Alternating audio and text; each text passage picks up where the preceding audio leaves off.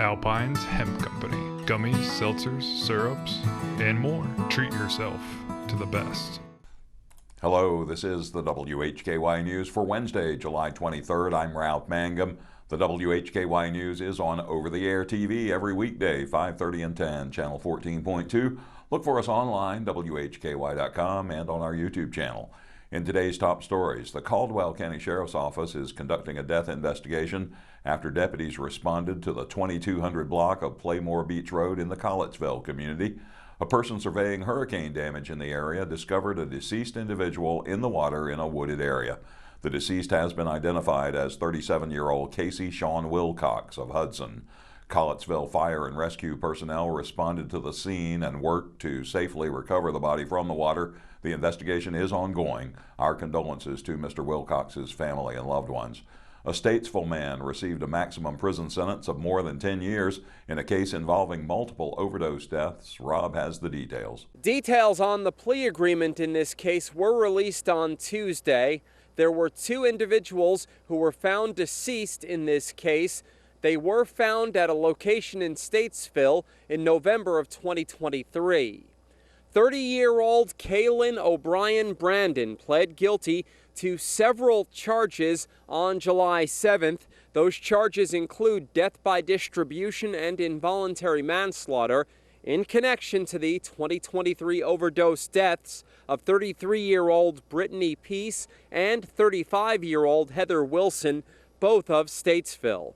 On November 1st of 2023, shortly after 11 a.m., the Statesville Police Department responded to a call to assist Iredell County EMS at the 1100 block of South Meeting Street in response to two unconscious females. Upon arrival, both individuals, identified as Brittany Peace and Heather Wilson, were pronounced deceased by EMS.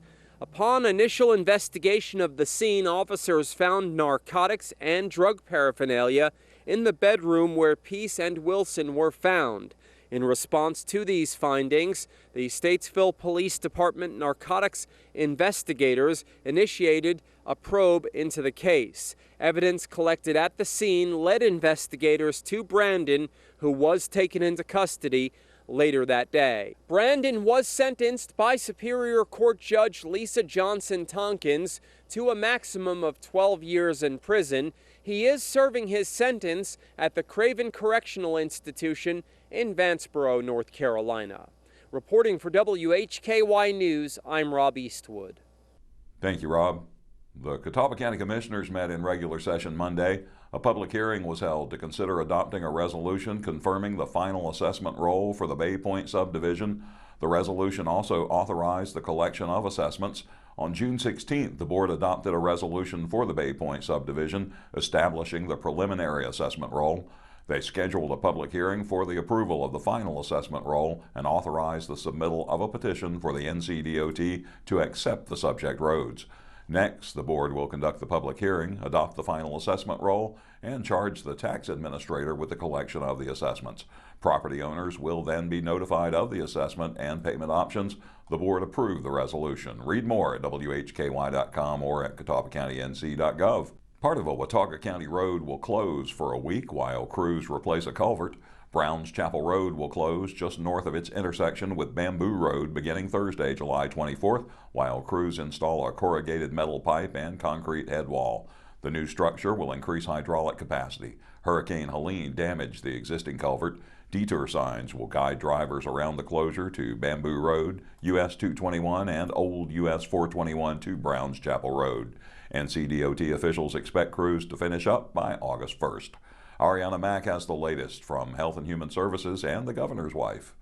The North Carolina Department of Health and Human Services and First Lady Anna Stein, in collaboration with Shatterproof, recently announced the launch of the Unshame North Carolina campaign to end stigma related to substance use disorder. Unshame NC has two primary goals: to increase knowledge and awareness of substance use disorder and medications for opioid use disorder as a treatment option. Recent data from a statewide survey indicates 57% of North Carolinians know someone with opioid use disorder. Despite this widespread issue, only 34% of North Carolina residents know how to find quality treatment for themselves or their loved ones. Additionally, only 1 in 5 adults in North Carolina recognizes that opioid use disorder is a medical condition. Health and Human Services and the First Lady launched Unshame NC Monday at the Watauga County Drug Overdose Prevention Coalition meeting. The website unshamenc.org includes testimonials from North Carolinians sharing their personal stories of substance use, hope, and recovery. Much more details at WHKY.com. I'm Arianna Mack for WHKY. Thanks, Arianna. Today's crime report includes a Hickory woman who was sentenced for trafficking and failure to report a death. In local sports, East-West All-Star News, App State Field Hockey News, and the latest from the dads. In Community Focus, Sarah Killian has our weekly report from the city of Hickory, and Arianna has the A&E Bulletin Board, which includes news from the Hickory Museum of Art and the Science Center. Mostly sunny with a high only in the mid-80s today. We'll hit 90 tomorrow before highs climb into the mid to upper 90s over the weekend. There's no more than a 15% chance of rain through Saturday, rising to about 25% Sunday. Very hot weather stays with us through the middle of next week. Highs won't drop below 90 until next Thursday, which is also when we'll start to see a better chance of rain. The latest weather forecast is always posted at WHKY.com. I'm Ralph Mangum. You're watching the WHKY News.